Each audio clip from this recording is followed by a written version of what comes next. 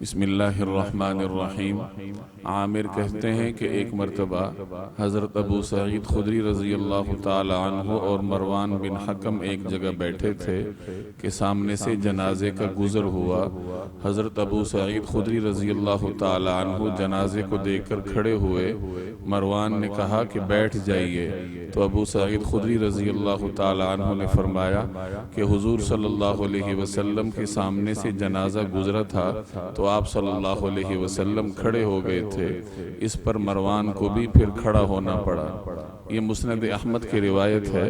اگر کوئی شخص بیٹھا ہو اور اس کے سامنے سے جنازہ گزرے تو اس کے احترام میں اسے کھڑا ہونا چاہیے یا نہیں؟ بعض روایات سے معلوم ہوتا ہے کہ نبی کریم صلی اللہ علیہ وسلم جنازہ گزرتا دیکھ کر کھڑے ہو جایا کرتے تھے، لیکن احادیث کے مطالعے سے معلوم ہوتا ہے کہ آپ صلی اللہ علیہ وسلم کا طرز عمل پہلے یہی تھا کہ جنازہ گزرتا دیکھ کر آپ کھڑے ہو جایا کرتے تھے، لیکن بعد میں آپ صلی اللہ علیہ وسلم نے اپنا یہ معمول تبدیل فرما دیا۔ چنانچہ سنن ابی داؤد کی ایک روایت ہے، حضرت عبادہ بن صامت رضی اللہ تعالی عنہ سے مروی ہے، جس کا مفہوم یہ ہے کہ حضور صلی اللہ علیہ وسلم پہلے جنازے کو دیکھ کر کھڑے ہو جایا کرتے تھے۔ ایک مرتبہ آپ صلی اللہ علیہ وسلم جنازے کے احترام میں حسب معمول کھڑے تھے تو ایک یہودی کا گزر ہوا، تو اس نے آپ صلی اللہ علیہ وسلم کو کھڑے دیکھ کر کہا کہ ہم بھی یعنی یہود بھی جنازے کو دیکھ کر کھڑے ہو جایا کرتے ہیں۔ تو آپ صلی اللہ علیہ وسلم نے صحابہ کرام سے فرمایا کہ یہود کی مخالفت کرو اور اب جنازے کو دیکھ کر کھڑے نہ ہوا کرو بلکہ بیٹھے رہا کرو، اور اس کے بعد آپ صلی اللہ علیہ وسلم جنازے کے احترام میں کھڑے نہیں ہوتے تھے بلکہ بیٹھے رہتے تھے۔